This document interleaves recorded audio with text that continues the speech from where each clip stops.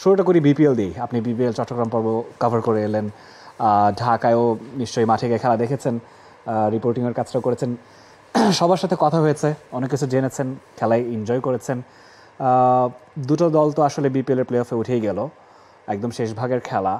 বাকি দুটো দল কারা হতে পারে সেই নিয়ে অনেক আলোচনা হচ্ছে। এখনও তিনটা দল ভালো মতোই দুটা স্পটের দাবিদার হয়ে আছে। সিলেট এবং ঢাকা হয়তোবা কার্যত আসলে রেসে সেভাবে করে নেই। কেমন দেখছেন? নিশ্চয়ই জমে উঠেছে বিপিএল। জমে উঠেছে আসলে আমার কাছে মনে হয় যে প্রথম 2-3টা দলের লড়াই আসলে বেশি জমে উঠেছিল।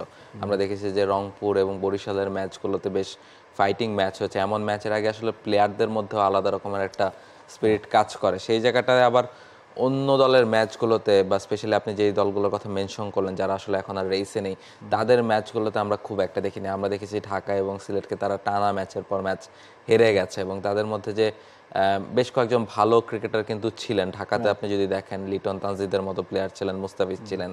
আবার সিলেটেও যদি আপনি দেখেন জাকির আলী অনেক, জাকির হাসান, তানজিম সাকিব সবাই কিন্তু ন্যাশনাল টিমের প্লেয়ার। তবে তারা পারফর্ম করলেও ঠিক দল হিসাবে তারা পারফর্ম করতে পারেনি। ফলে বিপিএল এর যে আসল যে মজাটা হওয়ার কথা ছিল সেই মজাটা হয়তো বা হয়নি। তবে যতটুকু মজা আসলে হয়েছে যে এরপরে চিটাগাং কিংবা খুলনা তারা আসলে থ্রু আউট দ্য টুর্নামেন্ট মোটামুটি একটা ব্যালেন্স ক্রিকেট খেলে গেছে, স্পেশালি চিটাগাংয়ের কথা বলতে হয়। তবে সবচেয়ে বেশি চমক দেখিয়েছে আসলে দুর্বার রাজশাহী। মাঠের বাইরে নানা রকম চমক এই দলটা দেখিয়েছে, সেটা নিয়ে আপাতত না যাই। তবে মাঠের ক্রিকেট আসলে শেষ 3টা ম্যাচ জেতা এবং স্পেশালি রংপুরের বিপক্ষে 2টা ম্যাচ জেতা, এটা মোটামুটি আনবিলিভেবল ছিল। এবং এই জায়গা থেকেই আসলে তারা এখন প্লে অফের রেসে বেশ ভালোভাবে এগিয়ে গেছে। এবং খুলনা যদি তাদের 2টা ম্যাচ বাকি আছে, তারা যদি একটা ম্যাচও হারে সেক্ষেত্রে কিন্তু দুর্বার রাজশাহীর কোয়ালিফায়ার নিশ্চিতই বলা যায় চিটাগাংয়ের সাথে। এবং চিটাগাং আমার কাছে মনে হয় যে তারা মোটামুটি নিশ্চিতই করে ফেলেছে, কারণ তারা হয়তো বা পয়েন্টে এখন কম, তবে তারা ম্যাচ খেলেছে কিন্তু 9টা, তাদের আরও 3টা ম্যাচ বাকি আছে। ফলে 3টা ম্যাচ থেকে আমার ধারণা তারা অন্তত 2টা ম্যাচ যদি জেতে তাহলে হয়তো বা একটা ম্যাচও যদি জেতে তাহলে তারা নিশ্চিত করবে। আমরা দেখতে পাচ্ছি যে 1 নম্বরের খুব স্বাভাবিকভাবে 16 পয়েন্ট নিয়ে রংপুর রাইডার্স এবং বরিশালেরও সমান পয়েন্ট, সমান ম্যাচ খেলে তারা 2 নম্বরে আছে। নেট রান রেটে রংপুর খানিকটা এগিয়ে আছে। এবং দুর্বার রাজশাহীর কথা যেটা বলছিলাম যে 12 ম্যাচ তারা খেলে ফেলেছে, 6টা ম্যাচ জিতেছে, 12 পয়েন্টে তারা আছে। এবং চিটাগাং কিংস 10 পয়েন্ট হলেও তারা ম্যাচ খেলেছে 9টা। ফলে 3 ম্যাচ থেকে তারা যদি একটা ম্যাচও জিতে সেক্ষেত্রে কিন্তু তারা রাজশাহীকে ছুঁয়ে ফেলবে। এবং খুলনার সামনেও সুযোগ আছে, তাদের যে 2টা ম্যাচ আছে সেই জায়গা থেকে তারা যদি 2টা ম্যাচে জিততে পারে সেক্ষেত্রে তারা 12 পয়েন্ট নিয়ে হয়তোবা রাজশাহীকে পেছনে ফেলে তারা হয়তোবা টপকে যেতে পারবে। তবে সেই জায়গায় খুলনার সবচেয়ে বড় বাধা হচ্ছে রংপুর রাইডার্স। রংপুর রাইডার্সের সাথে তাদের একটা ম্যাচ খেলতে হবে এবং রংপুরের মতো দল যখন রাজশাহীর কাছে 2টা ম্যাচ হারবে, এত বড় দল আসলে খুব ফিরে আসার চেষ্টাটাই করবে। তখন আসলে হয়তোবা খুলনা ঠিক রংপুরের সাথে পেরে উঠবে কিনা সেটাই আসলে সবচেয়ে বড় চ্যালেঞ্জ দলটার জন্য। দেখুন, আসলে খুলনার যে দুটো ম্যাচ আছে, একটাতে তাদের প্রতিপক্ষ রংপুর, একটাতে ঢাকা ক্যাপিটালস। এখন যদি মিশ্র প্রতিক্রিয়া নিয়ে আমরা কথা বলি, যে রংপুর খানিকটা ব্যাকফুটে দুর্বার রাজশাহীর কাছে 2টো ম্যাচে হেরে। তবে আজকে চিটাগাং কিংসের বিপক্ষে তাদের খেলা আছে এবং চিটাগাং কিংসের অপোনেন্টগুলো যদি দেখি 3টা ম্যাচ তাদের বাকি আছে। আপনি বলছিলেন রংপুর, সিলেট এবং বরিশাল। এর মধ্যে রংপুর এবং বরিশাল টপ 2 টিমস, তাদের বিপক্ষে নিশ্চয়ই ফেভারিট হিসেবে আপনি চিটাগাংকে ধরবেন না।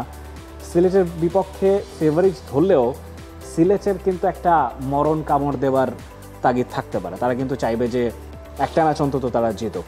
তো সেই জায়গায় চিটাগাং যে খুব সেফ পজিশন আছে সেটা বলার সুযোগ নেই।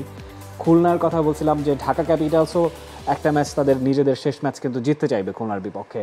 তো খুব যে সহজ ইকুয়েশন কোনো দলেরই আছে তা না। পয়েন্ট টেবিল দেখে মনে হতে পারে দুর্বার আছে এই 3 নম্বরে বেশ সিকিউর পজিশনে আছে 12 পয়েন্ট নিয়ে। কিন্তু যেটা রাহুল বলছিল যে চিটাগাং কিংস যদি একটা ম্যাচ জেতে তাহলে চিটাগাং কিংস 12 পয়েন্ট হবার পরেও 3rd প্লেসটা সিকিউর করে ফেলবে, জাস্ট বিকজ তাদের নেট রান রেটটা অনেকখানি বেশি। তাদের নেট রান রেট 1.045 আর দুর্বার আছে নেট রান রেট -1.030। খুলনা টাইগার্সের নেট রান রেট আসলে -1.175। ফলে এই জায়গাটা থেকে আসলে চিটাগাং কিংস অনেকটা এগিয়ে থাকবে। তারা একটা ম্যাচও যদি জিততে পারে 3টা থেকে, আপনি বলছিলেন যে বড় 2টা দলের সাথে তাদের খেলা রংপুর এবং বরিশাল, তবে সিলেট, তো 3টা ম্যাচের একটা ম্যাচ আমার ধারণা তারা আসলে দলটা যেভাবে পারফর্ম করছে, দলটা আসলে প্রত্যেকটা ক্রিকেটারই নিজেদের রোলটা ঠিকঠাক প্লে করছে। ফলে সেভাবেই তারা দেখবেন না যে খুব বড় কোনো স্টার আছে এই দলটা। গ্রাহাম ক্লার্ক হয়তো বা ভালো ইনিংস খেলছেন, তবে সেই জায়গাটা থেকে দল হিসেবে তারা পারফর্ম করতে পারছে, এইটাই আসলে তাদেরকে এই বিপিএল এত দূর পর্যন্ত নিয়ে এসেছে।